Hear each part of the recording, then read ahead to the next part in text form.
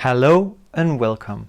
My name is Carsten Lützen. I'm a Scrum Master and Agile Coach. Today I'll give at most 2-minute introduction to solutions-focused questions.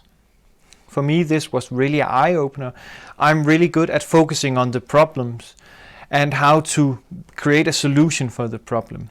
Instead, what this gives me is a way to focus on what are the outcomes of a good solution, what are the signs that a good solution was implemented, and then backtrack from that. And for me, that has changed quite a lot in how I work, both as an Agile coach and Scrum Master, to make sure that I fix the right problems and not everything else.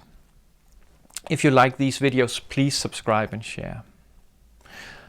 The first thing I would recommend you to do is try to sit down, find a goal, find a situation that you don't like or that you would like to improve, and then focus on, ask yourself, what are the signs that something have changed? How do I recognize that we hit the target?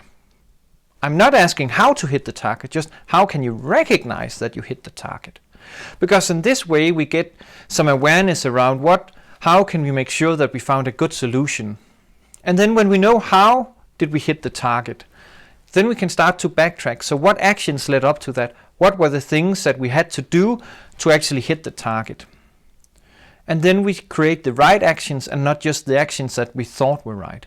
It's a really, really powerful approach, both in coaching conversations, retrospectives, figuring out the product backlog, and so on. It is really awesome.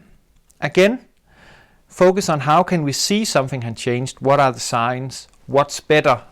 There is another video about that question. So what's better? And then backtrack from there.